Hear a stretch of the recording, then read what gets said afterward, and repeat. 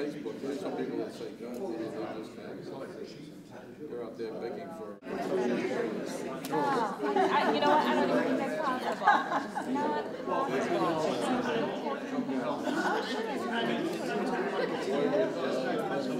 I know you're gonna make your own.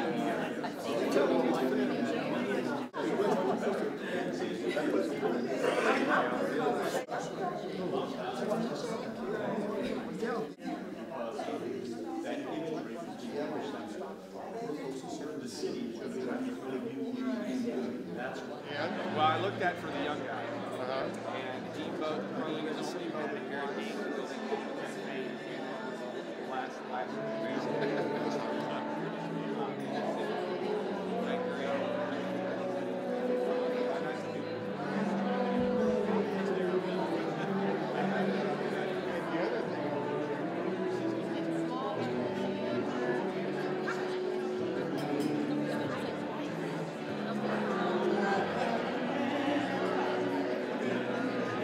It's a great event because of the leadership that's before us here.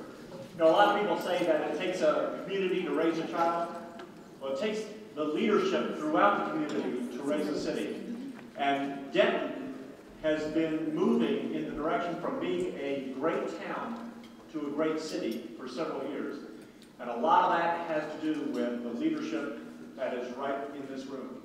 And it takes all of us to make sure that the city grows in a way that no one's left behind, that we can be proud to say that we've been a part of, and then as the trail goes on, that we continue to thrive and to provide jobs for our citizens who want to stay here, provide homes that people feel safe in, and a city that you are proud to bring people to. And we have that here in Denton, and it has to do with all of y'all. I thank you for coming here tonight.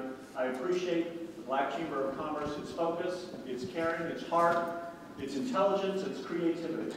And I hope that you continue this tradition for a very long time. The city can't do without you. Thank you very much.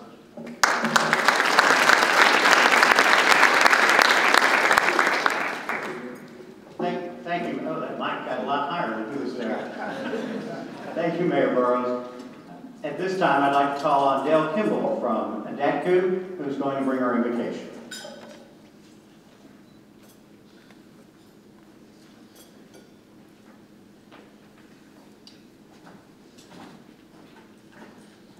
Would you bow with me, please? Father, we come to you in the quiet of the moment, acknowledging you as our God. We thank you for all the blessings you bestowed upon us in this community and each and every family here. We pray for your guidance and your leadership in all the difficult times and events that are going on around us. We pray your blessings on this chamber and all the good work that they've done historically up to date and all the good work we know they'll do in the future. For all the folks that are members of this chamber and work with this chamber and officers and directors, we pray your special blessing on them. Father, we pray for our children, that they'll come to know you. We pray for our nation, that once again they'll call on you for the answers that we have to look for. Father, in all these things, we're quick to give you praise and glory in Christ's holy name. Amen. Amen. Thank you, Dale. I hope that while you're enjoying your dinner, you'll also make a point to enjoy the music stylings of Ralph Dixon. Mr. Windstar Entertainment will be performing during dinner. Enjoy your dinner.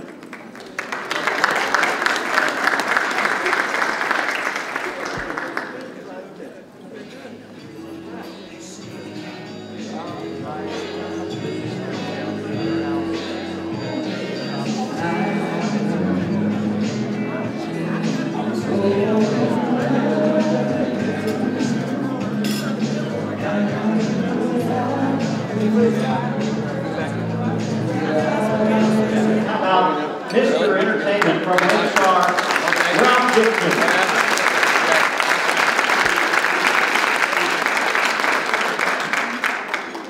Once again, I'd like to welcome you to tonight's 16th Annual Denton Black Chamber of Commerce Banquet. My name is Tim Kraus, Tonight we are celebrating the contributions that the Denton Black Chamber of Commerce has made to the Denton community, because it is business that does make the world go round, and this Chamber of Commerce is part of what makes business sing in Denton.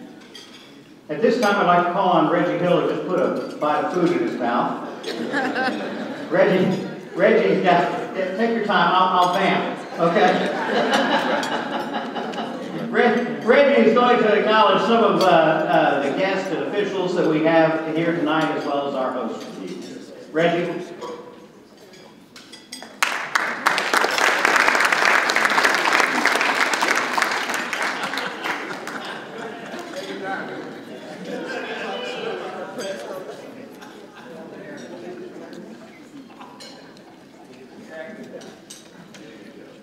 You know, I can dance, but that's going to get really ugly.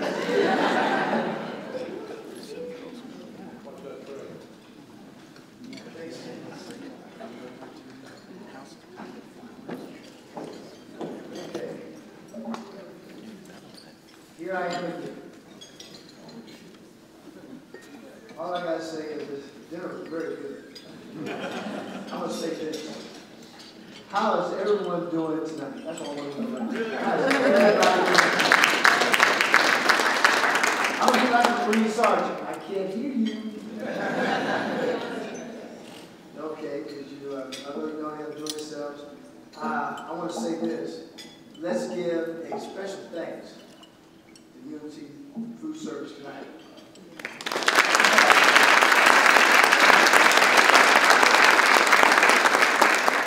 Now it's time to acknowledge our hosts, guests, and officials this evening. I got a long list, boy. Well, the first guest, is our speaker, Gil Morgan.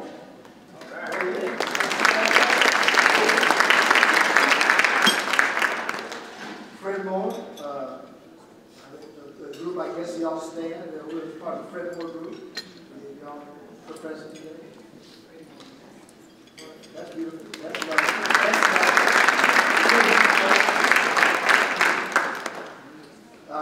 Dak too, Dale Kimball, my main buddy.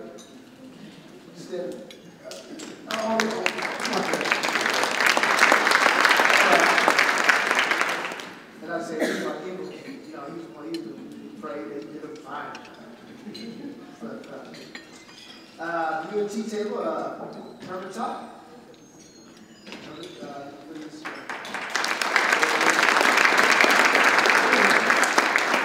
Also, UNT table, Morgan Carter and Sonia Esquire and Devonta Williams.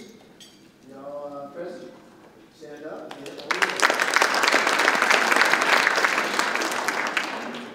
Also, raise your hand.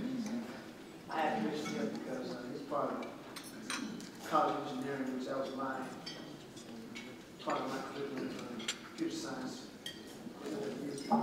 I still respect it. It's a very good major. We all have that major. Very, very, very rewarding major. So stick with it. You're in. TWU table, Denton Black alumni table.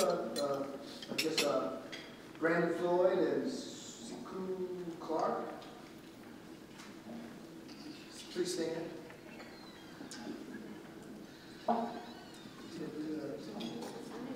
Black alumni, Black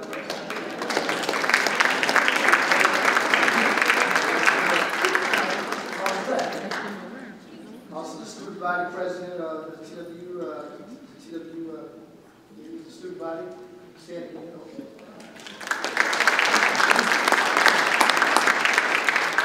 And DME, oh yeah. Lee Williams, my golf friend, oh yes.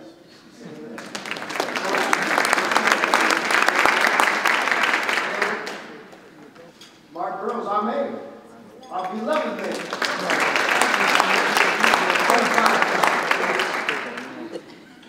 Dr. Ballas, another good friend. Stand up, John.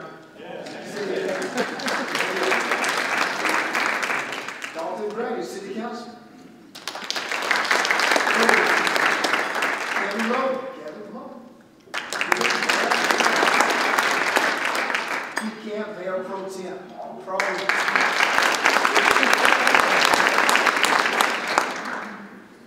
And the Dennis Hispanic Chamber, Robert Gailey. Come on, Bobby. Robert Gailey.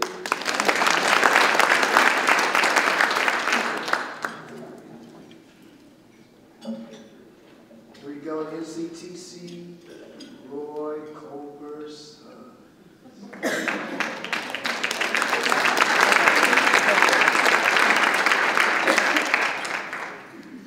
Dr. Fletcher, Joseph B. Fletcher, please stand.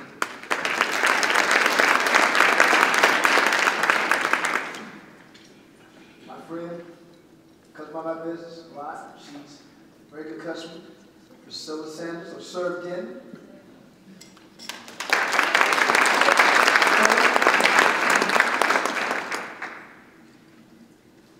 And we have a candidate running for office. I like to use his name. His name is Mr. Joey Hawkins.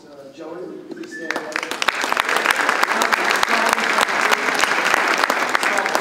You come by his bagel shop, and he has a nice place. Dick Red Crown, Karina Ramirez, Dick Red Crown.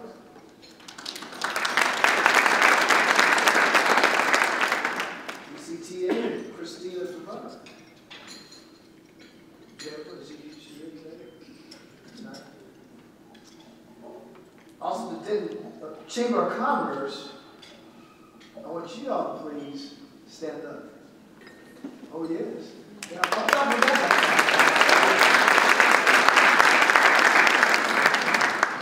Kendall Irby and Dosha Owens, y'all please stand.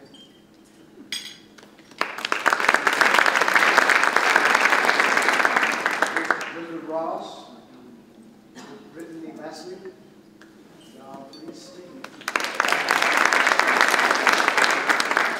Chris Jackson and Vince Jackson are interns and our, these guys.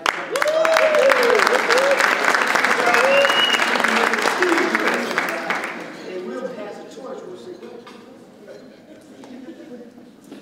and old friend, and good guy, Mr. Budweiser, James. Please stand, sir.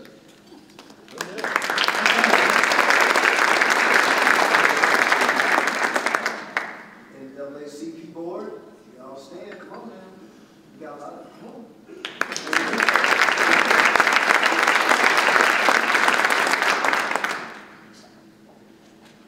Gar High School, I think, Gar High School students, I think, I'm not sure who they are, but will y'all please stand if there are any Gar High School students here?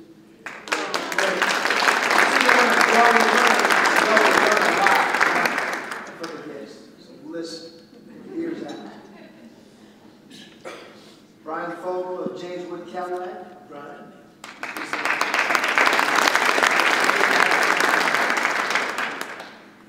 And my friend, Jim Crouch. Will you please stand? The voice of UNT sports, football, basketball, and all other sports. Hopefully tennis. You gotta support my sport. You gotta support UNT tennis. But these are voice of UT sports. If I forgotten anybody or anyone, anything like that, if I forgot Eric Witt with Communist Convergence. Eric Witt. I'm sorry I missed you, but good man. Anybody else? Well, all of you, I would like to thank all of you guys for our success with this event. I really appreciate y'all being here.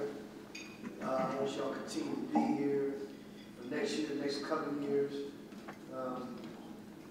and everything. So, after this number right here for the speaker to speak and everything, do her job, and enlighten us of all the things that she knows and things we can learn from. All I can say is God bless.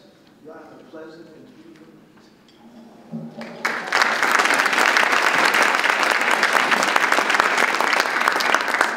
Thank you, Reggie. Now I'm going to tell you the way that the rest of the program is going to go tonight. I'm going to be looking to see who's putting something in their mouth, and I'm going to call on this guy. Reggie did mention the interns, and I'm going to give you a minute just in case. The interns who have been working with the Denton Black Chamber of Commerce this year, Christopher and Vincent Jackson, and they're going to recognize our sponsors tonight.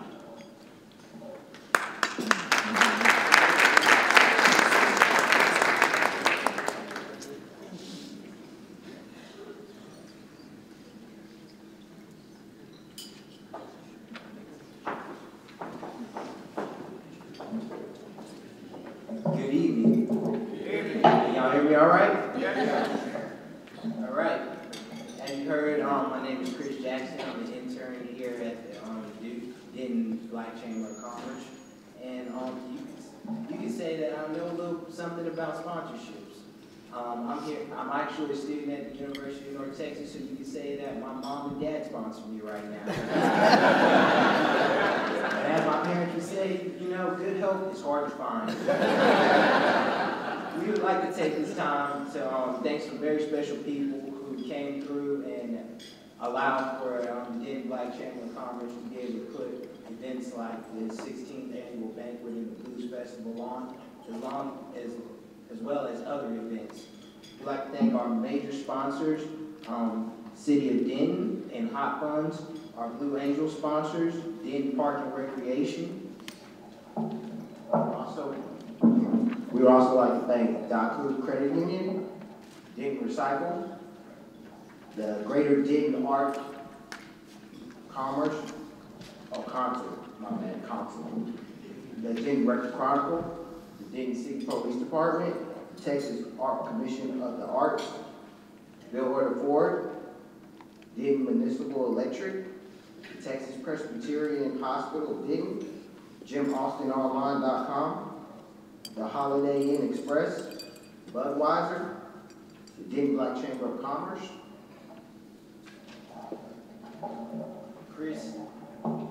Chris and Sue Bancroft, NCTC, UNT, Lowe's, Best Value RV, Peterbilt, Texas Access Bank, First State Bank, our Blues Friends, First United Bank, TWU, Miller Lite, Frenchies, Lawn and Tree, South Lawn, and Mayor Pro Tem Pete Kemp.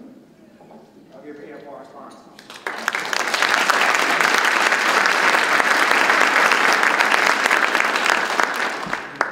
As you can also see, we also have some volunteers, and these individuals are the ones who volunteer their time and services to the Denton Black Chamber to make sure events like this go over smoothly and to make sure, you know, everybody is satisfied, and as well as provide feedback to what things that we need to do to improve. Our volunteer list is below our sponsors, and as you can see, there's a lot. We're not going to read all the names, but these are the individuals who help make these events happen. And hopefully next time we can have a whole page full of volunteers. If you want to volunteer for future events with the Denton Black Chamber, please see Ms. Francis Punch, and we'll make sure to work y'all in.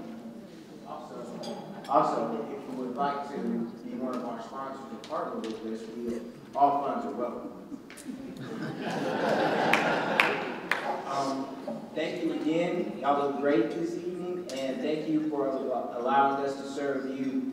Because in the servant leadership world that the Denton Black Chamber of Commerce wants to play with the community, it's people like you who sponsor and help us put on these events that help the community. So it's y'all that are the true backbone of the Denton Black Chamber of Commerce, and you can't say thank you enough.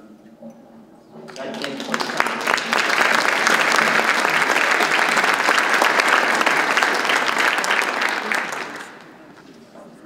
Thank you, Christopher and Vincent Jackson. You know, every organization has someone who is sort of the driving force and has been for a long time. You know that Reggie Hill is one of those people, and Kerry Gorey is one of those people, and John Baines is one of those people. And at this time, John Baines has a dramatic reading for us.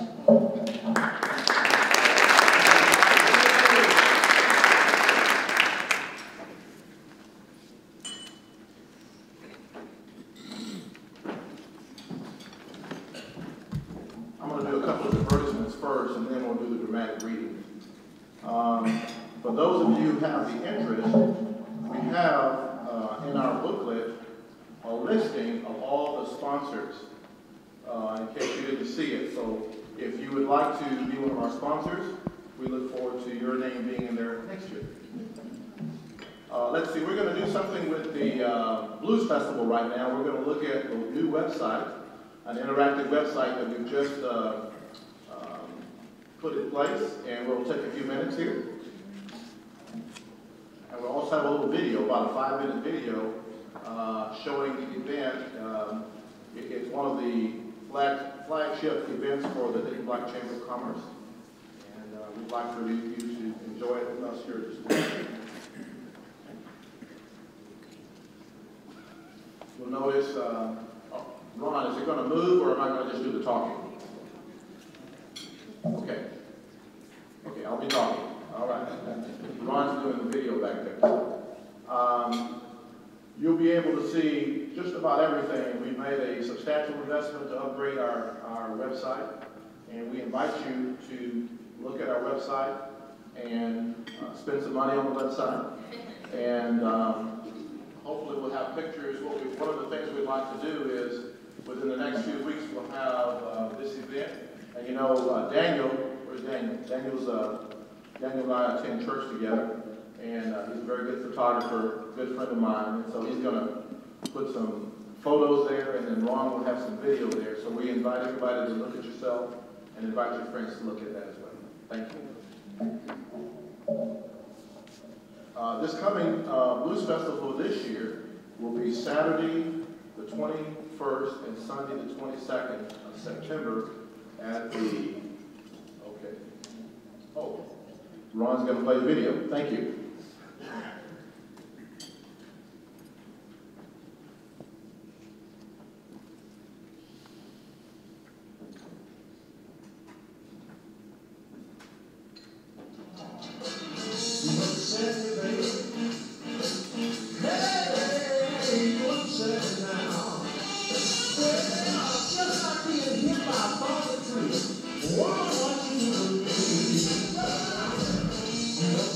Baby.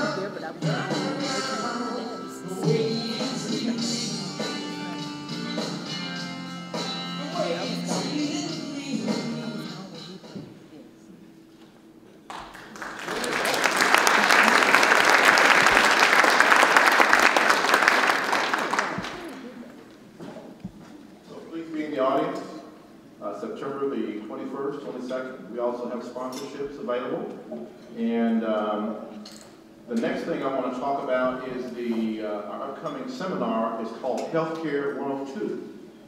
Last year we had a seminar, let's see, let me get this here.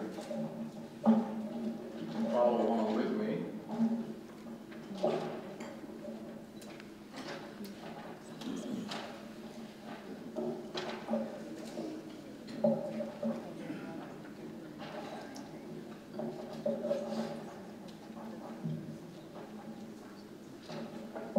In your booklet, you'll see an advertisement for the Healthcare 101 seminar. What we decided as a business community, the Denton Hispanic Chamber and the Denton Black Chamber got together, and we decided we wanted to have some information on the Healthcare Act. And so what we did was we invited several very prestigious panelists. For example, we had a top representative from Blue Cross Blue Shield. We had a top representative from one of the smaller insurance agencies that deals with 50 employees and less. We had an individual from the Hospital Council of DFW. All the hospitals are a member of this council. And they were nice enough to have the very top person come from that council and be on our panel. And we also had a panelist from TWU who represented a large employer who had interest regarding large employers. And then we had several medical doctors. And then we had Barbara Gay, wave your hand, Barbara. Barbara and I were the moderators. And we wanted to make sure that we got information and not just dialogue. So we call it a non-political discussion of the Healthcare Act. So if you'd like to see it, it's about an hour and 45 minutes. You go to YouTube and you Google Healthcare 101. And you can actually see the seminar and the things that we spoke about. Now we come to part 2, which we're going to have in November of this year. And we're going to get into some of the more difficult provisions of the Healthcare Act. And last year we had sponsors of DACU. Wave your hand, DACU. Was kind enough. UNT was our sponsor. And also we had City of Denton was also our sponsor. So we thank you very much. Let's give our sponsors a round of applause.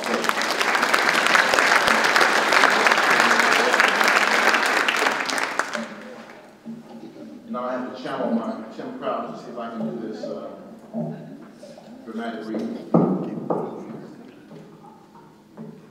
I'd like for you to follow along with me if we go to the reading, please. Hopefully you'll, if I do a good job, you know why I chose this. If I don't do a good job, then y'all might listen to me do it again. My father was a lifelong teacher and educator. And sometimes we sit around and talk about the role of teachers. And then he would take teaching out of the box. And made us realize, I want everybody to raise your hands like this. Raise your hands. Everybody raise your hands. And let's do this. Let's do this. Okay. We're all teachers. Parents teach their children. Employers teach their employees. Brothers and sisters teach one another. So tonight, I just want to leave with you a very short poem about a teacher. Only a teacher. Only a teacher? Only a teacher. I am a teacher. What I do and say are being absorbed by young minds who will echo this image across the ages. My lessons will be immortal, affecting people yet unborn. People I will never see and never know. The future of the world is my classroom today. Future with the potential for good or bad. The pliable minds of tomorrow's leaders will be molded either artistically or grotesquely by what I do. Several future presidents are learning from me today. So are the great writers of the next decades. And so are the so-called ordinary people who make the decisions in a democracy. I must never forget these same young people could be the thieves and murderers of our future. Only a teacher? Only a teacher? Thank God I have a calling to the greatest profession of all. I must be vigilant every day unless I lose one fragile opportunity to improve tomorrow. We all are teachers. Thank you and God bless you.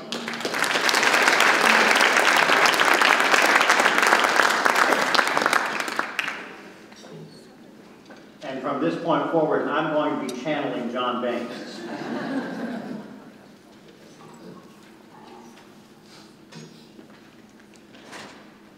Part of our program tonight is looking at the construction industry and the particular accomplishments of women in the construction industry. Lori Allen is here to tell us a little more about that from the USC Office of Equity and Diversity. Lori?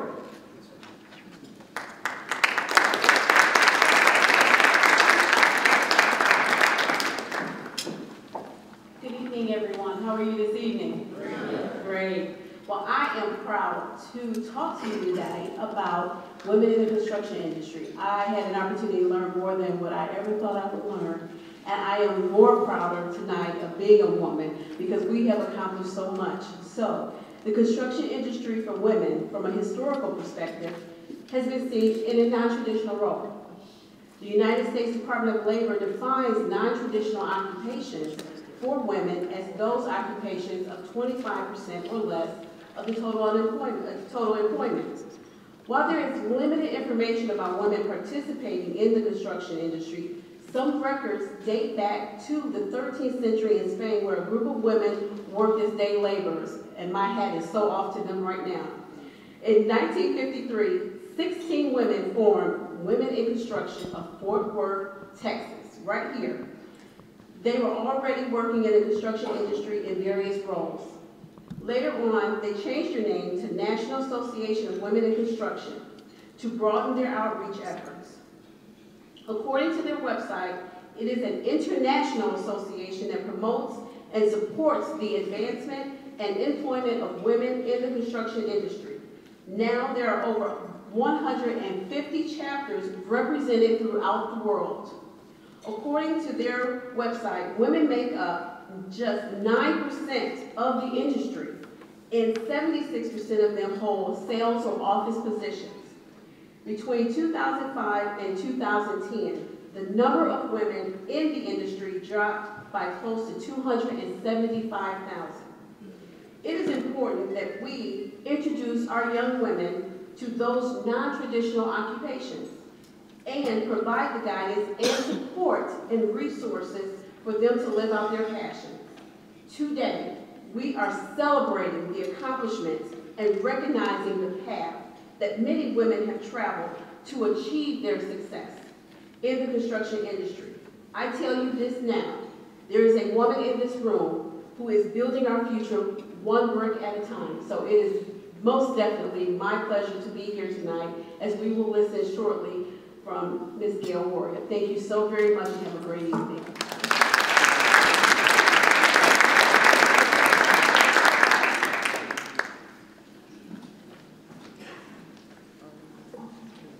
Thank you, Lori. And now for the opportunity to introduce Gail Warrior, I'd like to call on Rochelle Cummings from Elemental Candela Organics. Rochelle?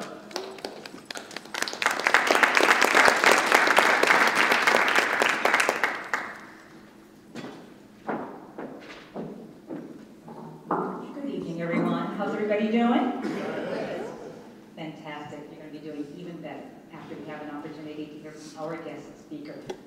so excited. It is my honor and my privilege to introduce our speaker for the evening. Now, she's a woman of extraordinary achievement, both professional and personal, with uncompromising vision and a fortitude that so many of us could actually equate to, or we could actually understand. But she actually put it into play and has created one of the most successful companies in America. Gail Warrior, a native Dallas resident, or a native of Dallas, I should say, is the founder and chief executive officer of Warrior Group, which is headquartered in the Dallas area. Valued at over $100 million, her company is the largest woman minority-owned construction services company in the entire country. In the entire country, right here in Dallas with us. As is the case in so many instances, it all started with a dream. Miss Warrior knew as a child growing up and watching her own father do business that it would be her fate to one day establish her own. Armed with a dream, a brilliant mind, a strong will and determination, she set about to make that dream come true. After getting her feet wet for about 8 years, doing a stint as an accountant with the Mobil Oil Company, she decided to take on the risk, strike out, and create a company of her own. She started that company in 1997. Not only did she decide to start her own company, but Ms. Warrior decided she wanted to build a business in a male-dominated field, the male-dominated field of construction. And I'm sure she'll share with us tonight some of the challenges and triumphs that she encountered on the road to establishing her own dominant position in that industry. Her role and responsibility for development, strategic planning, industry innovation, superior customer service, and guiding corporate principles has resulted in empowerment, excellence, and so very much more.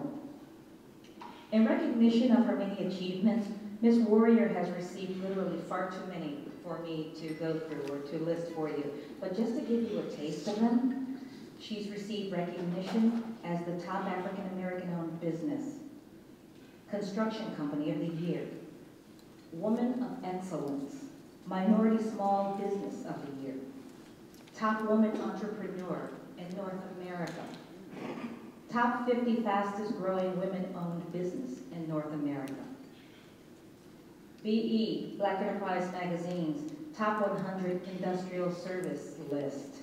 I mean, the list goes on and on and on, and I'm sure they are all, each and every one of them, very well deserved acknowledgments.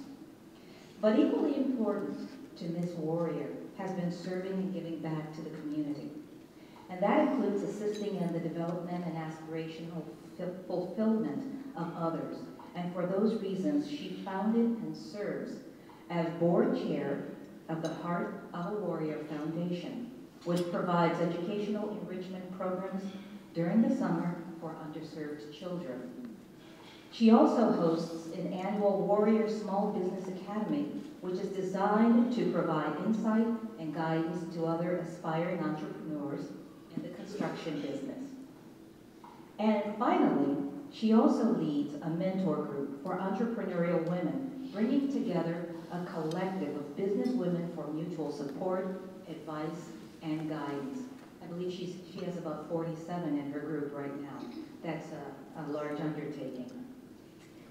It's astonishing to know that this woman of so many talents, gifts, accomplishments, and wisdom exists in our community, and that we have access to her. And so, without any further delay, it gives me so very much pleasure to present to you Gail Warrior, businesswoman extraordinaire.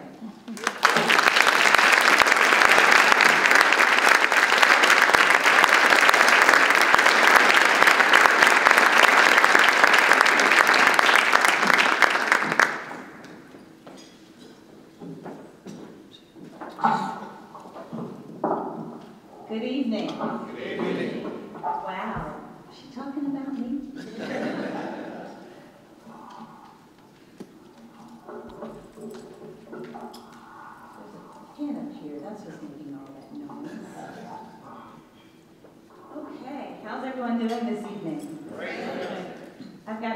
on. I'm at that age now, I hate to admit, but I've got to put these on in order to see. I'm excited to be here with all of you this evening. I want to especially thank John Baines and Carrie Gorey, who are on the board of directors for the chamber, and I learned this evening that Carrie met my father back in 1984, and he then had his insurance company, Warrior Insurance Agency, but you'll hear a little bit more about that a little bit later. I'm excited to be here to address the chamber, and particularly about the role of women in construction, and also regarding how successful leaders truly emerge. Before I get started, though, I want to also give thanks and acknowledge my friends and family that have joined me here this evening, and also especially my wonderful, handsome son, Corey Lawrence, who's also my date tonight. If you want to stand up.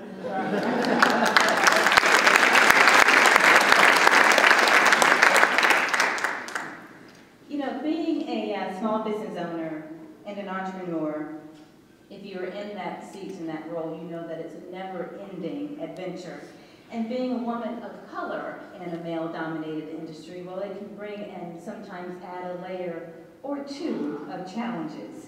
But these challenges, they don't give us an excuse to back down or sit down. They only give us a reason to rise up, in my opinion. So no matter who you are or no matter what you're doing, if you're running a business, you know that routines don't exist. You know that stress is imminent. And every day brings new challenges to overcome. Words like adaptability and flexibility and staying level-headed while open-minded are qualities that you can always count on taking away from the experience. These are qualities that successful business leaders should have with them always, in my opinion, heavy doses. You know, one of my earliest memories of being challenged in the business world when I was a student in high school and also junior high before I went off to school in Atlanta. Now, that was a challenge from my dad. And my dad, when he was a young man, was in the Army. And the Army had a big influence on him in the business world and at home. And after he left the Army, he worked as an educator first, and then he worked at New York Life for a while, and then at Mass Mutual, and then he went on to start his own business, Warrior Insurance Agency, and he was actually one of the first African-American independent insurance agents in Dallas. So he took that leadership style with him, and he incorporated that into the way that he ran his business, and even home sometimes. You know, I have a story to tell you. So I have a brother, and he and I are about 10 months apart, and when I was growing up, we grew up at a time where we got allowance, but allowance wasn't just given to you, allowance had to be earned. And so one of the ways that we earned allowance was my dad would take the cars out of the garage, and we had the opportunity to sweep the garage. And so we would take our brooms, and about 10 minutes later, we said, okay, Dad, we're done. You know, come on, check out what we've done. And he'd come out, and he'd grab one of the brooms, and he'd sweep in this corner, and he'd sweep in that corner, and he would gather about just as much dust as we had in about 5 minutes. So my dad was always very, very strict, and if I messed up, not only when I was working for him in the summers, I felt like I was messing up in front of the boss, but I also would be messing up in front of my dad too, and sometimes that would be just as doubly disappointing. But in addition to being strict, he was a very, very smart man. And he always said to me this: if you're not going to take the time to do something right, don't bother doing it at all. So as his employee, you can imagine that could be quite intimidating. But as his daughter, well, he was just still my big teddy bear dad, so it was all good. So as I said before, he ran his business as a business and home as a home. And to this day, that's how I try to operate. I keep the personal stuff separate from the business stuff. And I may not have that drill sergeant persona that my dad did, although if you ask some of my employees, they may disagree with you. And my parents used to always tell me that your last name is Warrior and is Warrior for a reason. But we can and we do have fun at the office, but when it's time to work, it's time to work. And working to meet challenges is something that I've been doing at Warrior Group for about the past 16 years. So our journey actually began, as many opportunities so often do, at the right time and at the right place. I was working as an accountant at the time at Oil, and went to dinner one evening with some business friends who actually owned a modular modular manufacturing company. And they specialize in temporary modular buildings, meaning that they build a lot of projects for school systems or for construction sites. And so during the course of the dinner, we realized that there was an unmet need out there. And imagine this was in the mid to late 90s, and there was an unmet need that hadn't been tapped at all into the federal government arena.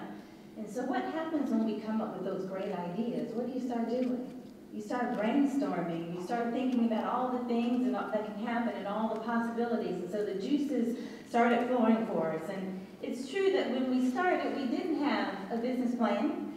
We didn't really have an office to speak of. And we didn't have any blueprints or any main workforce to speak of. And one thing we definitely didn't have in the beginning was a lot of money or budget.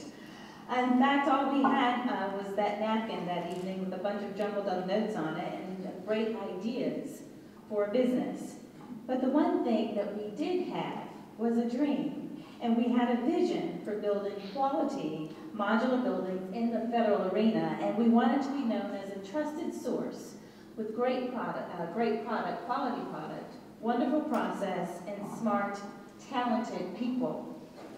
So in the beginning, we launched our business on a shoestring, and we did that by calling on a lot of friends and family to help build up the company's infrastructure.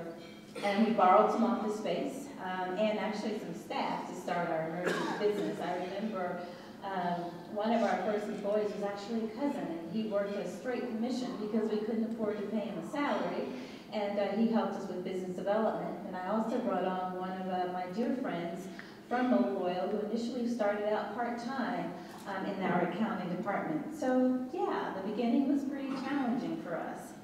But eventually, we expanded into our own space. Today, we own our own office building, about 10,000 square feet.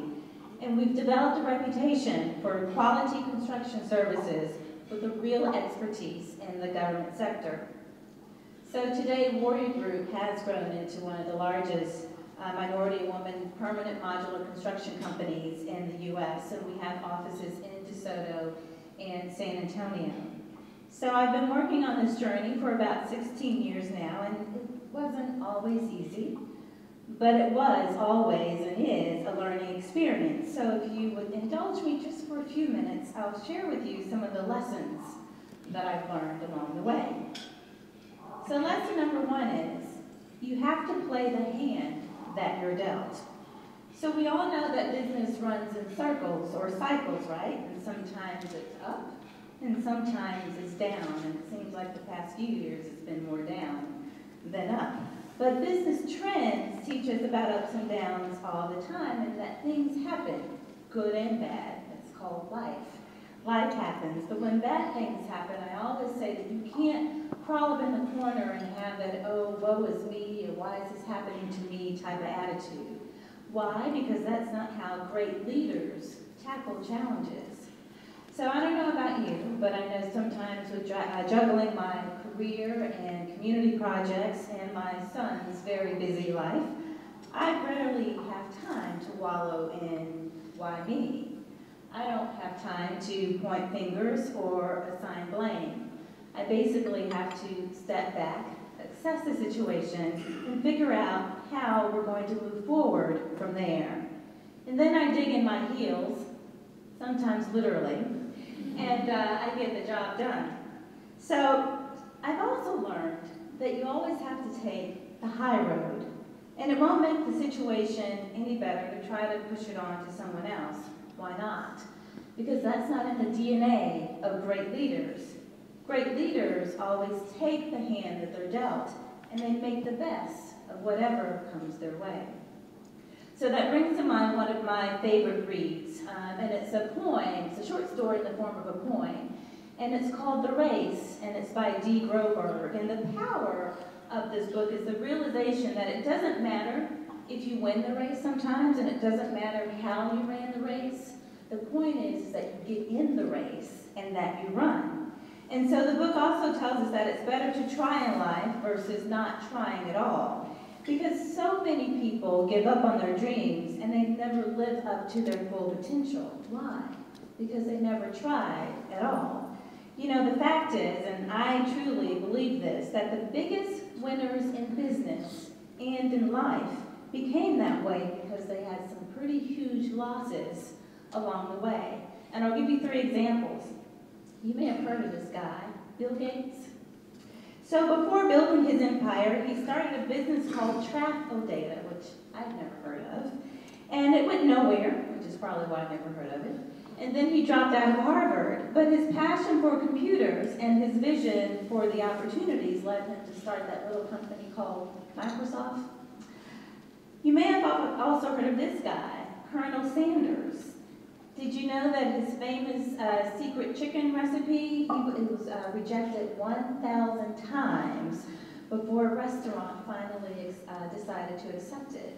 Now, how many of you in this room would be able to accept rejection 1,000 times and keep going? He founded KFC, Kentucky Fried Chicken, when he was 65 years old.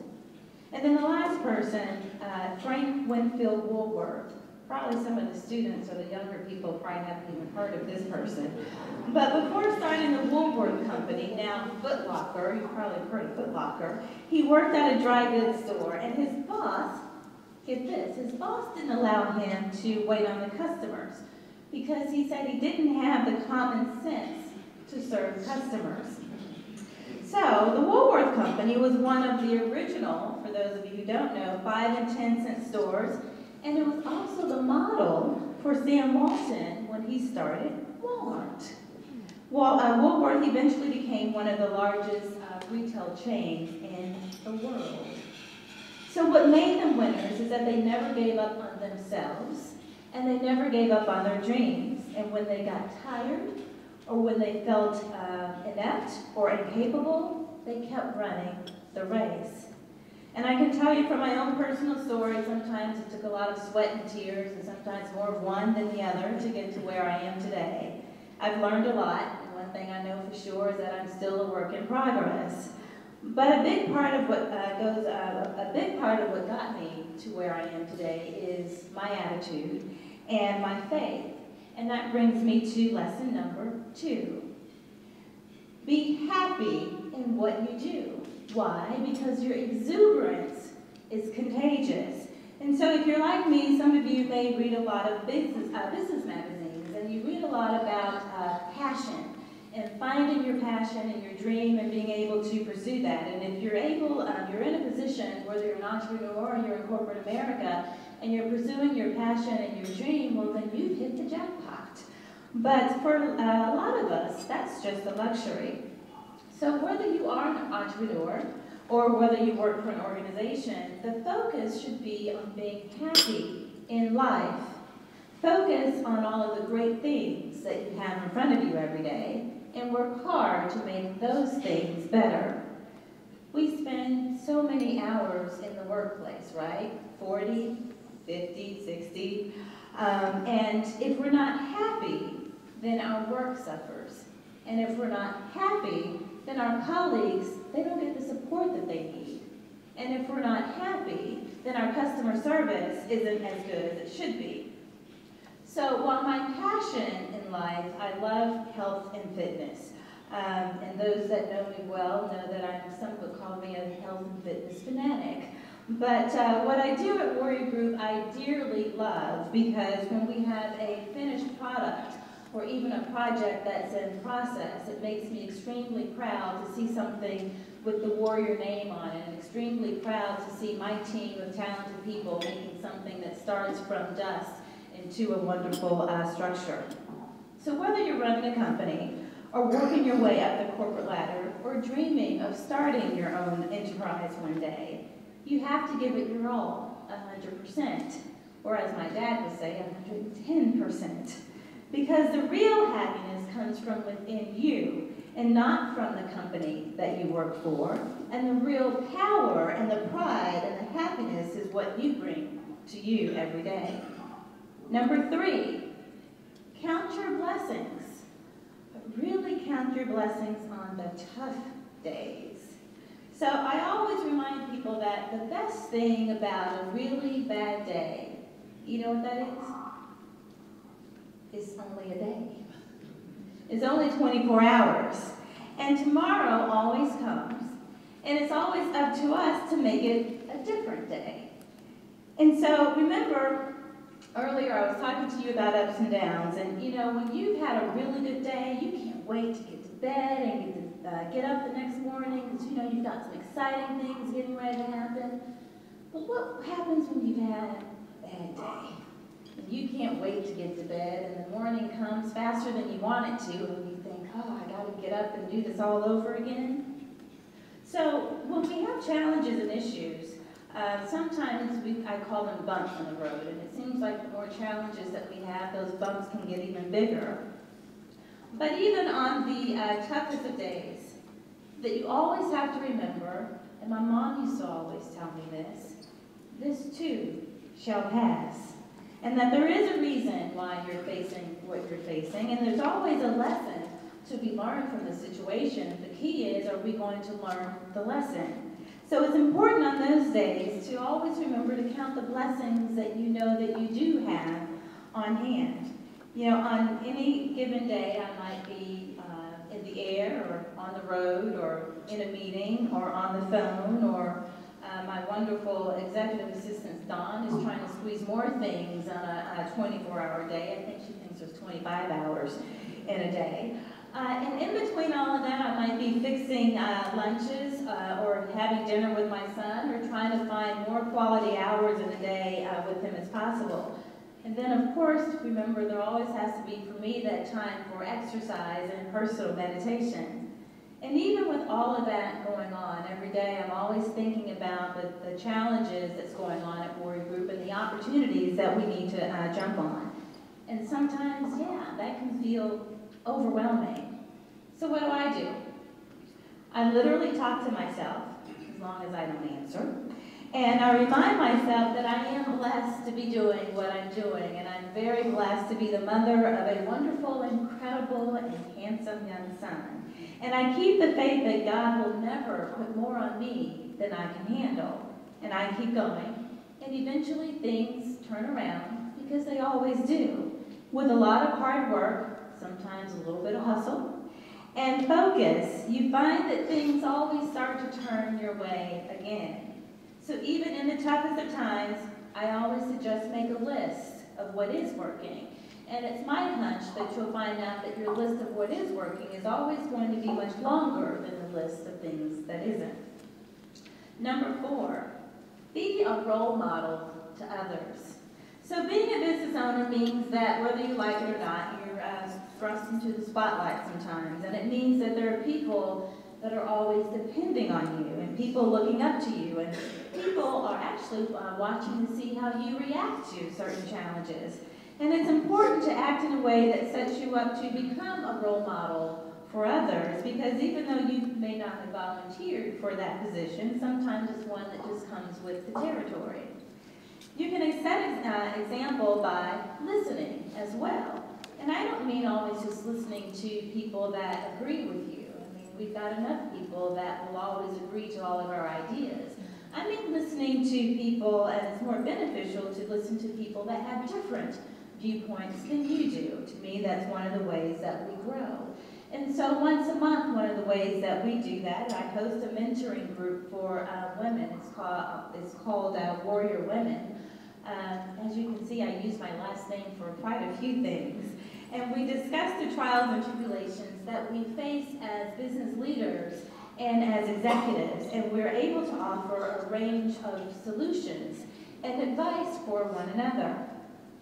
Also, to help small businesses in the construction industry, I established the Warrior Small Business Academy. And this is a hands-on academy for about 6 weeks for construction companies and companies in construction-related fields. And they get tips and training from successful small and large professionals in the industry who have also have learned from common mistakes. And I can tell you, I wish the Academy was something that was around when I started 16 years ago. But it is something that I am proud to be able to offer to those today.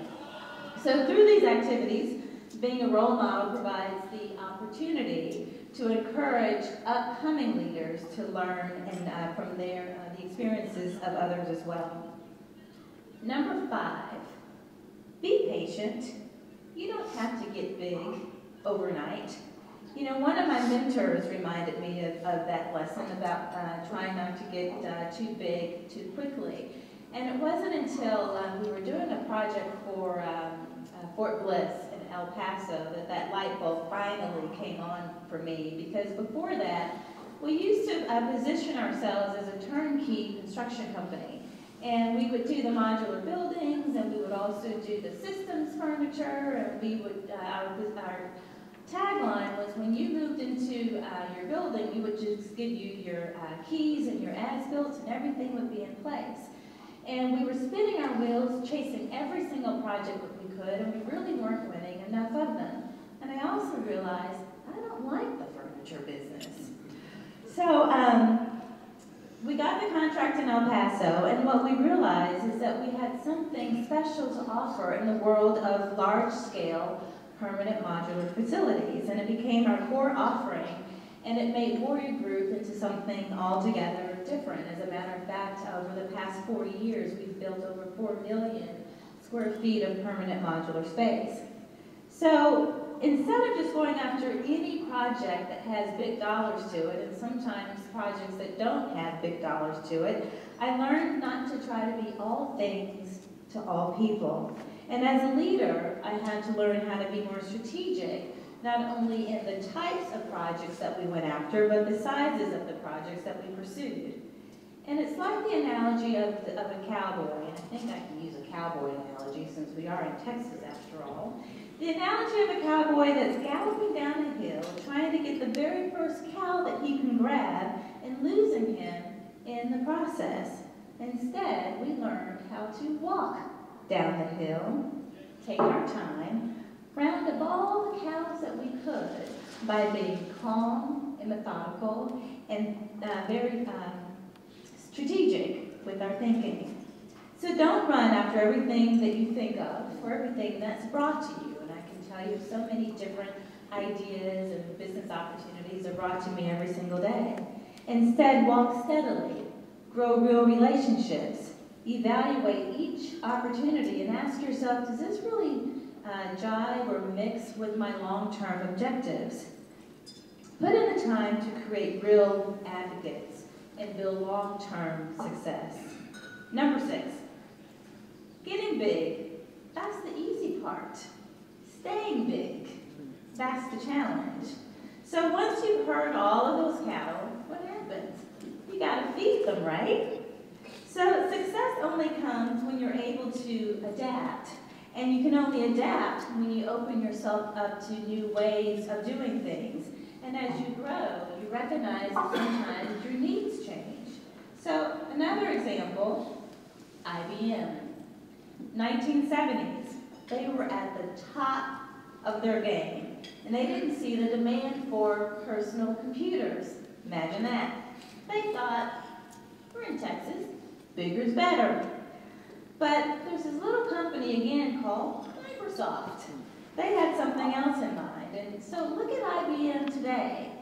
Yeah, they're still a giant, and they're still pretty big and relevant, but they're no longer the powerhouse that they used to be or that they could have been. So when trying to sustain a business, I always say that you have to stay 2 steps ahead of your competitors, and you always have to, you can stay large by looking at and evaluating the marketplace and trying to determine what's going to happen 4 to 5 years down the road. It's kind of like trying to have a crystal ball. At Warrior, we did and we do a lot of homework and legwork, and once we saw the trend starting to move in our favor, all that was left to do at that point was wait. And my mom always said, in business, you have to be patient. And that's exactly what we did. So, you know, in today's environment, people always get into a hurry. Even my son, I tell him when he's eating, slow down. But we live in an environment where we have Facebook and Twitter, and I just learned a new one, Instagram, and all these other ones that I still haven't heard of, and we get everything instantly. You know, and I remember, how many of you remember the day when you have to wait until the 6 o'clock or 10 o'clock news to find out what went on in the world? You know, now we get it, you know, depending on if you have 3G or 4G, depends on how fast you get it. My suggestion to you is to stop, slow down, survey the land, know the market, figure out the market, and then scoop up the rewards. Number 7, know your worth, but make sure that others know your worth as well. So small in numbers, it doesn't necessarily mean small in talent. And so I can tell you that minority and women-owned businesses comprise a lot of the construction industry's talent. But sometimes it can be overlooked by bigger companies that just want an MWBE registered company simply because of their MWBE status, and not the skill set that they can bring to a project. I believe that it's up to us to stop this mindset, to make sure that our value and our worth is known. At Warrior Group, we've worked with a lot of large corporations, some much larger than us. And one of the best relationships that we have to date is that with Beck Construction. And actually, Beck is just celebrating its 100th year in business. The wonderful thing about Beck is that they treat us as a peer rather than just an MWBE. We sit at the table as equals. We contribute at every stage of the project, from the planning to the pre-construction and to the execution as equals. And we're responsible as equals. And we finish the project with the satisfaction that our combined skills have created and built something wonderful. So as I've said before, I believe that we're more successful when we work together. And to gain the respect in the construction industry, or in any industry for that matter, we have to stop allowing ourselves to be treated like the little guy or woman, and let our voices and our work be heard. Number 8, at the end of the day, your reputation is all that you have. Your reputation is your word, it's your bond, and you can't afford to cut corners. We have to do everything above board. My mom always had a saying, and it's one that I pass on to my son. Some of you may have heard this. Maybe your mother's told you. Whatever is done in the dark will always, always come to the light. And it may not be tomorrow, and it may not be next week, and it may not be next year. But any time that you decide to cut corners, everything always eventually comes to the light. And I truly believe that. But when you do things with high integrity, you're setting yourself up for long-term happiness, there's that word again, and growth. You know, we had a project once that we did in Fort Worth. It was a child daycare center. And we were just about finished with the project, and we were getting ready to do the walkthrough, and we found out the roof had a leak. Now, the leak wasn't ultimately our responsibility to fix, arguing with the roofing contractor is something that we decided to do at a later point after the project was finished. But why did we decide to do that? Because it was something that we pride ourselves on, and we wanted to make sure that everything was perfect because it had our name on it. And we at Warrior, we do everything with pride. And it's part of our Warrior Creed. And our Warrior Creed is something that we developed a couple of years ago, and it has 5 elements to it. And the elements of the Warrior Creed talk about building trust, being accountable, succeeding together, leading the way, and making a difference. And you can't lead the way, and you can't make a difference if you're trying to cut corners. So when you're out there, make sure that you do everything right, and make sure that you do it with integrity. Number 9, last one, take responsibility. I believe that we have a great power to change the world through our vision, through our passion, and through our dedication and the positive thoughts and energy that we surround ourselves with every day. But with this power comes a great responsibility. You think about that line in Spider-Man? Okay, maybe not. So I'm thinking about my favorite movie that talks about paying it forward. Sometimes we don't realize that our success is tied to other people's success. As leaders, we must look for ways to build the strength of others in our business network and in our communities to make sure that we all advance together. Just 6 years ago, I started Heart of a Warrior Foundation, and we support educational programs and resources for underserved children. And last summer, we had over 500 students in our Young Warriors Summer Learning Program, and we're in 3 different locations. And our children range anywhere from 8 to 16, and we teach them things like math and reading and language. But we also teach them basic life lessons and some leadership skills as well. And it's our hope that the opportunities and the skills that they learn in our programs will help them grow not only as students, but as people, because eventually they may be sitting exactly where you are right now. So take the opportunity to give back, and you may not feel that what you're doing matters, but I can tell you that it does.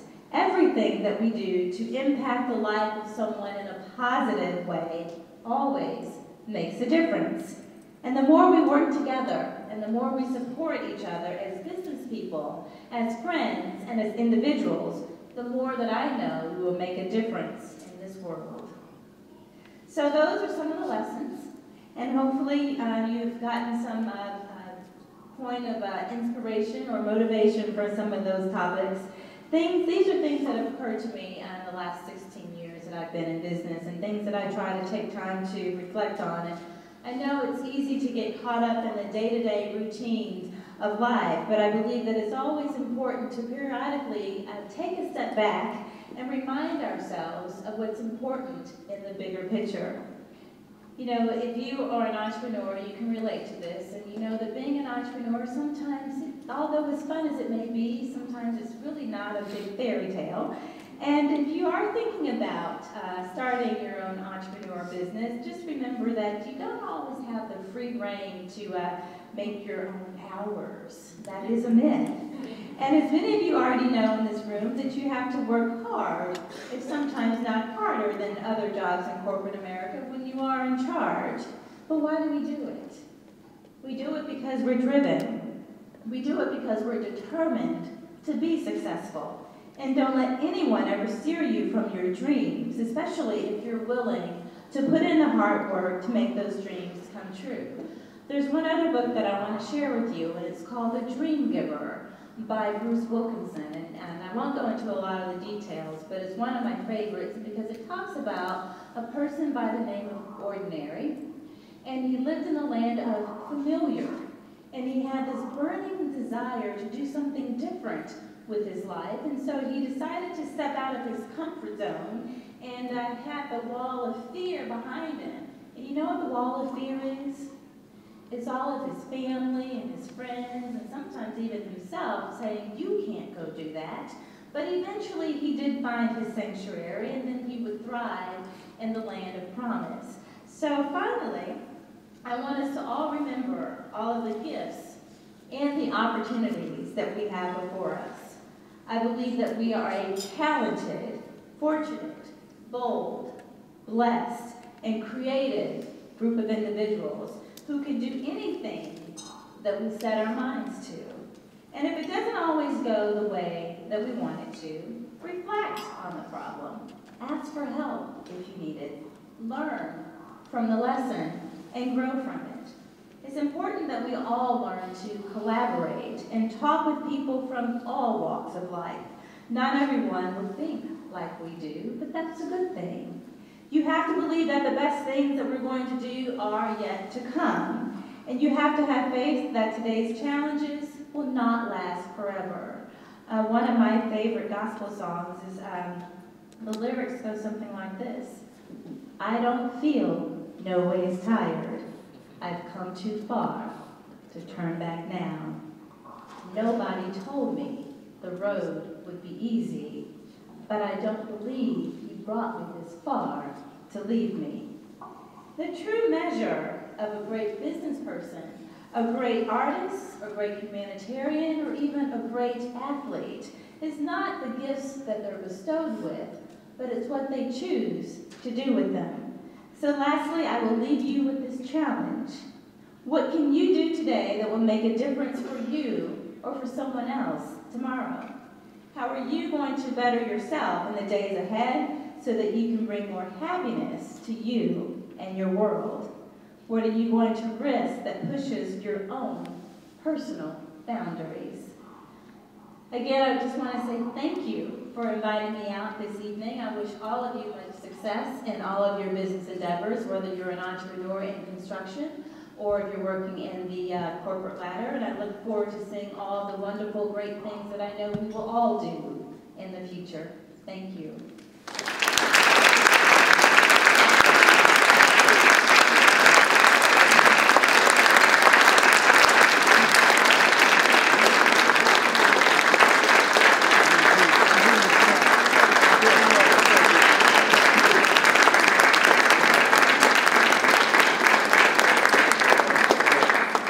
Now, Reggie earlier told you that I am the public address announcer for North Texas football and basketball. And Carrie challenged me to introduce Gail, or maybe say thank you to her in that way that I do at basketball games. So, ladies and gentlemen, Gail Warrior! Tim. We're going to have 3 questions. We're going to have 1 question from Dr. Totten's table, the person of his choice. We'll have 1 question from Dale Kimball's table, and then we'll have 1 student ask a question. So Dr. Totten, if you would select one of your contemporaries, colleagues, for the first question, please.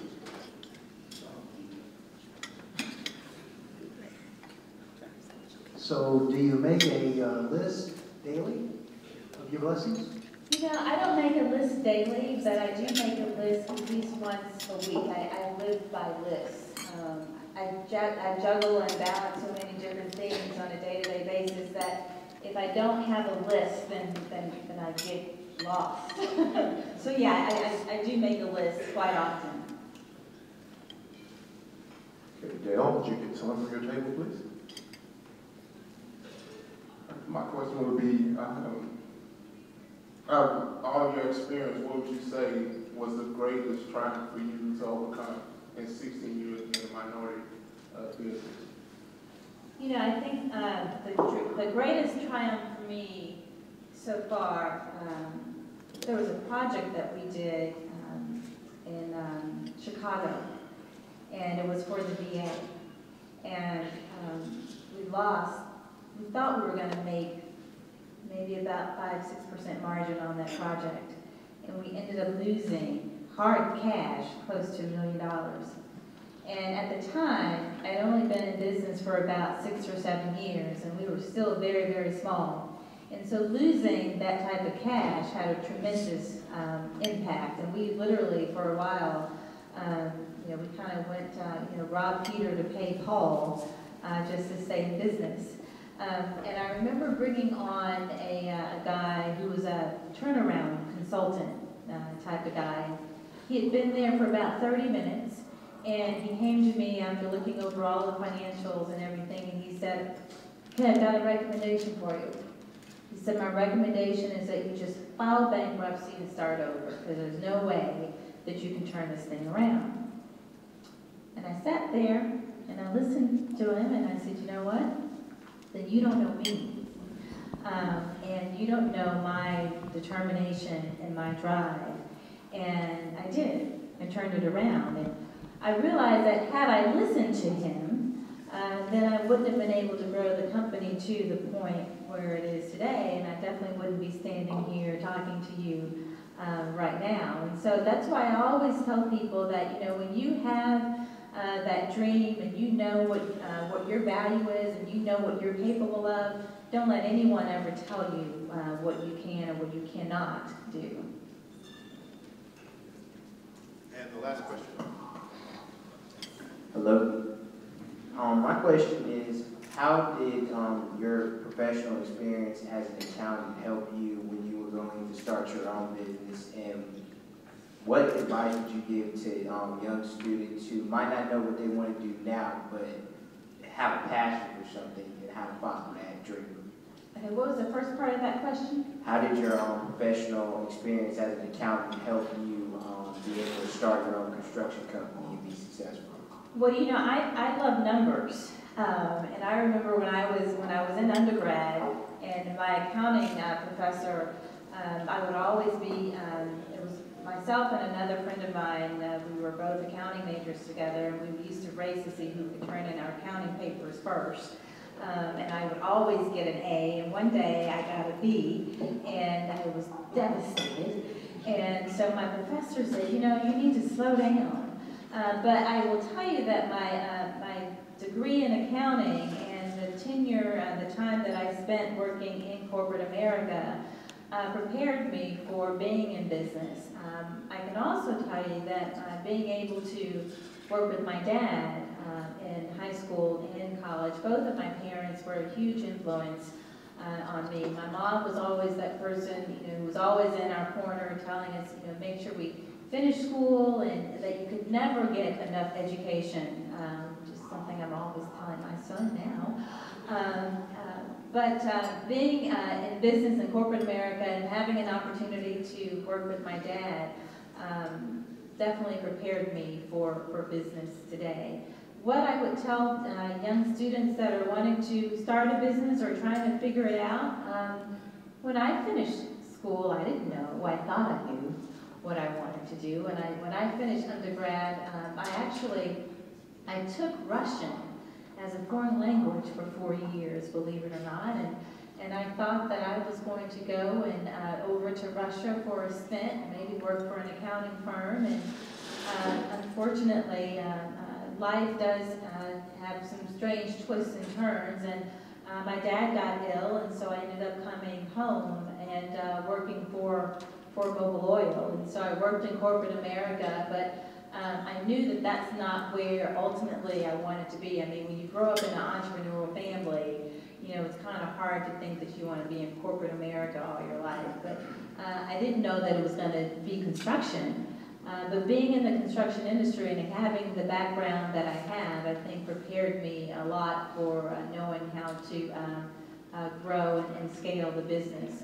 Because at the end of the day, cash is king. You've got to make sure that you've got enough of it to make sure you're covering all of your overhead and having some profit on the back end as well. Thank you.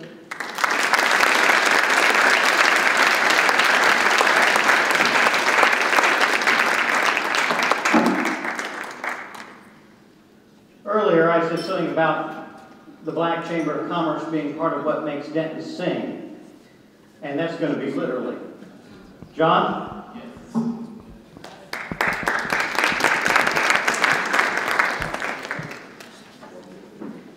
Everybody would go to your program and pull out the chamber song. I'm going to sing it through the first time, and we're all going to sing it together the second time. How about you stand up? Because, you know, we're going to kind of move a little bit, have a little fun. Mr. Gorey is going to come up and give the chairman's announcements in a few minutes.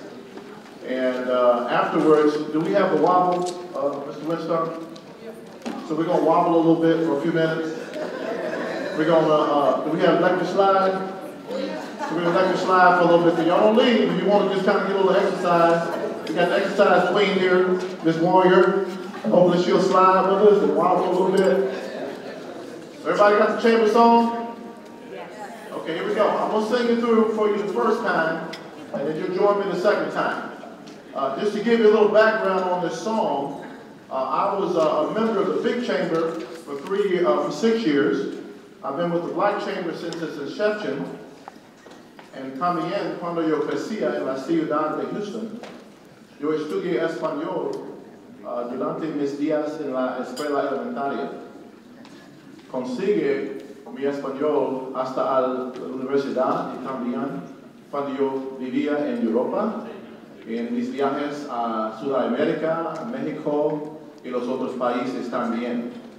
And so I learned to develop a passion for the Spanish as well. So we have these 3 chambers here in town, the big chamber, the black chamber, and the Hispanic chamber, and we really all are really just one chamber. We all care about one color, and who knows what that color is? Green. Yes. And we work together, we collaborate together, and so one day I was sitting down and I was thinking about the 3 chambers. So when we sing this song, this is a song about the 3 chambers. Maestro.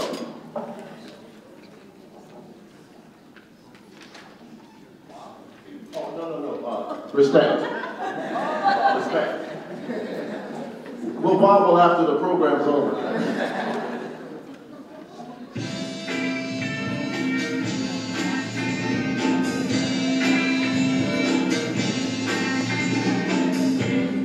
What you want, chambers got it. What you need, your chambers got it. All we're asking for is what to keep us so strong. Hey, members, help keep us strong. Now listen, ain't gonna do you wrong when you join. Ain't gonna do you wrong, we don't wanna. Support your chamber businesses all the day long. Hey, members, all the day long.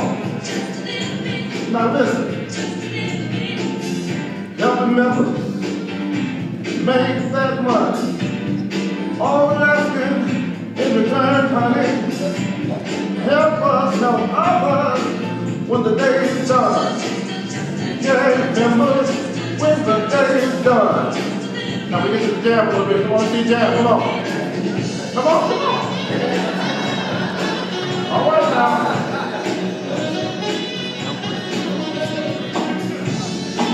Go wobble a minute. See you wobble.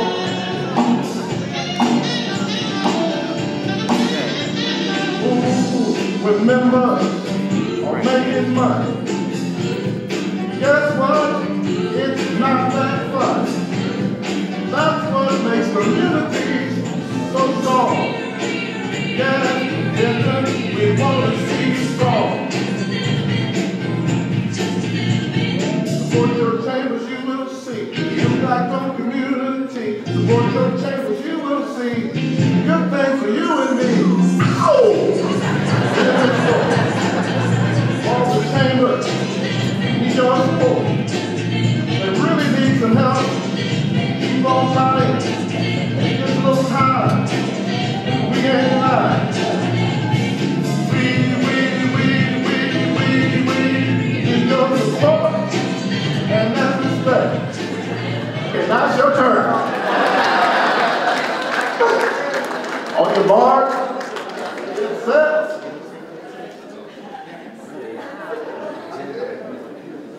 You ready now? We're ready. It's y'all now, it's y'all, it's your song.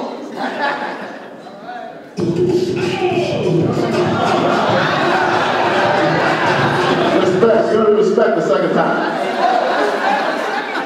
Yeah.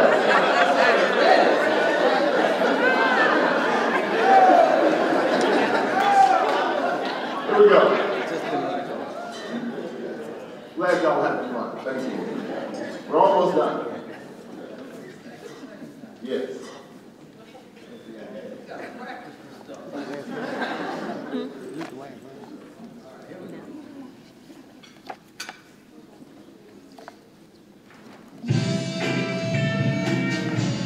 Y'all know now.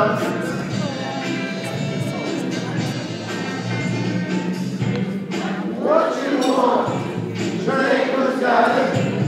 What you need, your chambers got it. All we're asking for support to keep us so strong. Hey, members, help keep us strong. Now listen, ain't gonna do you wrong when you join. Ain't gonna do you wrong, cause we don't wanna. Support your chamber businesses all the day long. Hey, members, all the day long. Listen, help the members make that money.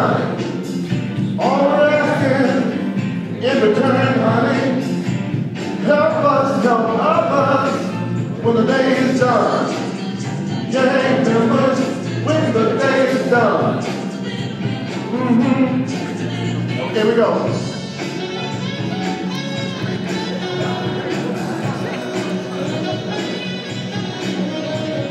Chamber Commerce. I'd like to see everybody making money. As it impacts our community. Here we go. Who remembers making money? Guess what? It's not that fun. That's what makes communities so strong. Yes, Denton, we want to see strong. Support your chambers, you will see impact on community. Support your chambers, you will see good things for you and me. What is that for? All the chambers need support. They really need some help. Keep on trying. It gets on time. We ain't lying. We don't support. And that's respect. Thank you.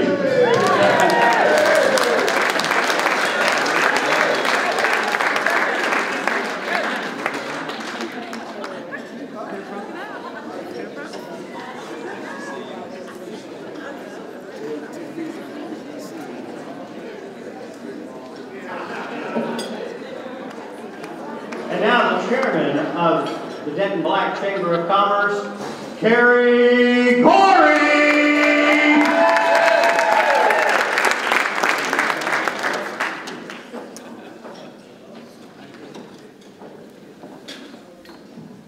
Once again, I'd like to thank all of you for coming out tonight.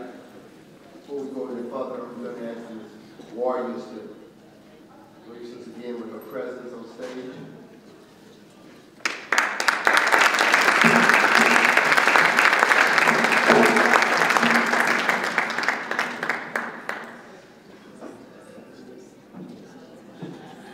Yeah, on behalf of the Denton Black Chamber of Commerce, appreciate you, the time you've given us to share your 9 steps of good practices, and we hope that we can take those and build a better life for ourselves. At that time, I want to give you this small token of our appreciation. I don't want to drop it because I don't need to have you rebuild it.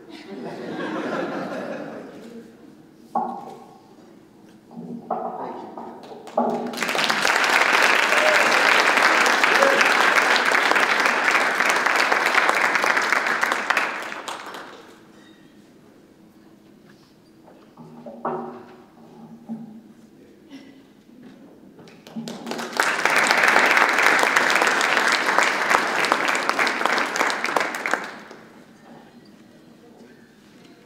Thank all of you all for coming out tonight. I know it's getting a little late, and I'm going to try not to re-speech the speech. There's no need to do that or try to follow John as well, but it's singing.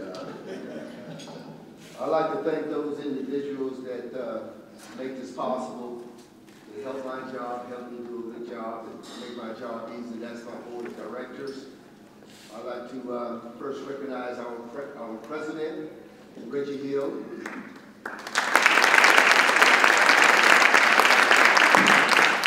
Our secretary, Ron Johnson, back there. And our treasurer, John D. Banks. Also, there are a couple of friends of mine that are here that I work with on a daily basis with the chambers, and that's one is Horace Satterfield, Horace Stan. I want to introduce him myself. I want to acknowledge you. Horace is the president of the Collin County Chamber of Commerce over there in Collin County. They're doing great things over there. Another individual I want to introduce to you, a gentleman who used to be the past president of the Dallas Black Chamber of Commerce. You may not know Dallas is the oldest and the biggest Black Chamber of Commerce in America. Now he's president and CEO of a company called Strategic, and that's Mr. Charles O'Neill. I'm going to have Charles come up in a few minutes and give you all a little overview of some of the things he do in his role different chambers throughout the state of Texas, the different black chambers of commerce, especially the Texas Black Chamber of Commerce.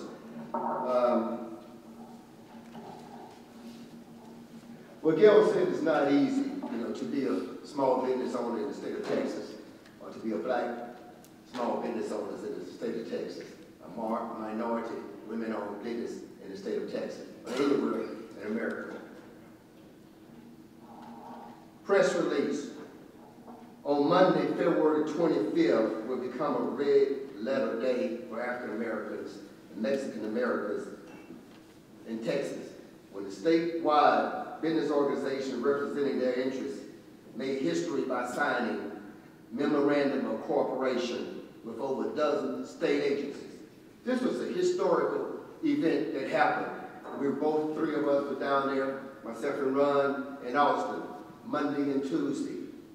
Some of those agencies, last count about 13, 14, 15 state agencies that got together. The reason they got together was to commitment to these state agencies to improve performance in contracting with our members, which will result in business growth, increase in employment, enhancement in local tax dollars, Mr. Mayor, and all-around improvement in the communities our members call home, that we call home.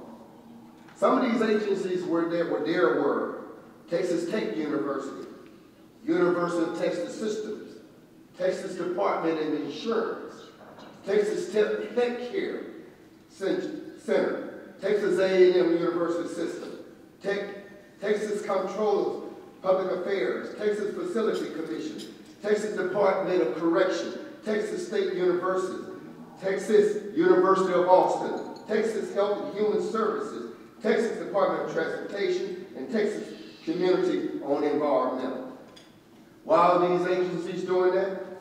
Because they know that it'll be better and good for all of us. You may not realize that black businesses are the future, small black businesses. Small businesses are the future and the growth of America. They are the backbone of America. The fastest growing small business in America are black-owned businesses in Texas. Of that group, the fastest growing black business in America and Texas are women-owned businesses. So they are to be reckoned with. We know that by us getting together, coming together with this idea of enhancing the growth of small black businesses in America, what make America great is great states.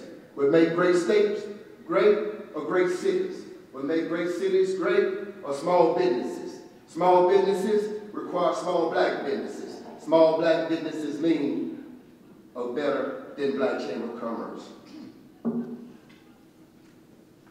At this time, the Den Black Chamber of Commerce, what we are going to do and what we are doing to make black businesses and help with the development of young people in the state, in Denton, is to create a scholarship. With that scholarship, we're going to be offering to individuals, young individuals, who may want to go to a 4-year university. They may want to go to a 2-year university, but they may want to go to an alternative educational program, a trade school. And I'm here to announce that we will be calling that scholarship the Fred and the Vita Hill Scholarship. And every year, we'll give that scholarship to an organization to give to a young individual so they may proceed and try to make them better and themselves better so we can see the growth of small businesses here in America. At this time, I'm not going to take too much. I want to have Mr. Charles O'Neill come up and talk to you a little bit about some of the things that are going on in the state of Texas as far as small businesses. Charles.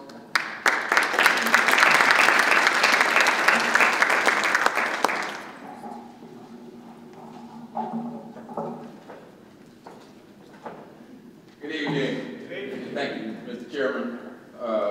And I promise you I won't use the entire 30 minutes that Kerry said that I could use. And Mr. Mayor, I want to greet you. No. The years I spent here in North Texas, I thought I was running something. So I used to call myself the mayor of Disney. But I want to bring you greetings on behalf of the Texas Association of African American Chambers of Commerce, the 21 others besides the Denton Black Chamber of Commerce that make up our association. Mr. Gorey just gave you a brief capsule of some of the work that we're attempting to do across the state. He capsulized this past week's performance of the Memorandum of Cooperation with the 16 state agencies.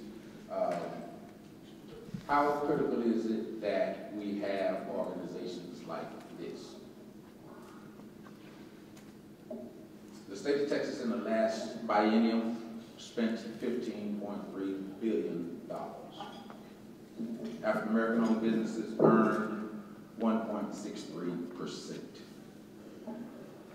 Without an organization like the Denton Black Chamber and the 21 other black chambers across the state of Texas, it's very likely that that number would have passed unnoticed. But because of the energy and the work and commitment of organizations like the Denton Black Chamber, and Texas Black Chambers stretch from as far east as Texarkana, as far west as El Paso, as far north in the Panhandle as Lubbock, and as far southeast as Beaumont, and as far south as Corpus Christi, and spots in between in our state. All of them have the same commitment that you've seen demonstrated here tonight. Again, without organizations like this, it's very unlikely that prospects for improved performance among black businesses would occur. So while we're here to celebrate the awesome 16-year record of the Denton Black Chamber of Commerce, they haven't just been working, and this is just my little pump talk to Denton. They've not just been working here in Denton. John has been the chair of the Texas Association, Carrie now serves on the board. Judge Johnson, even Vincent and Chris spent this past week with us in Austin working on behalf of others to improve those communities and get their respect down across the state. If we could ever be of assistance to you at the state level, you can find us. We'll spend the entire legislative session interacting with legislators on your behalf, legislators on your behalf, trying to change that number. And I think with the signing of that MOC that we did on this past Monday, you'll begin to see the difference in the way that businesses are able to achieve and grow into future gear waters in our state. Now, I'm going to pay for my dinner. You've heard the record of the Denton Black Chamber of Commerce. And you found this in your program tonight. It's a membership application. And if you leave here tonight without filling this out, somebody will take a check, I bet you, tonight. Carrie will take a check. If you are not a member of the Denton Black Chamber of Commerce, and that is not just call yourself a member, put down some paper to represent yourself. Join the Denton Black Chamber. Support the Black Chamber. We need you. We welcome your support. Again, on behalf of the Texas Association of African American Chambers of Commerce, if we can be of assistance to you, call on us. We'll be helpful too. Thank you.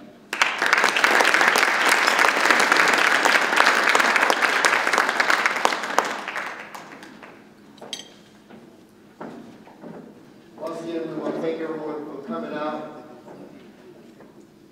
We really appreciate your support. Have a safe trip home and enjoy yourselves. And thank you. We look forward to seeing you at our annual Blues Festival, as John said, the third weekend in September. Thank you.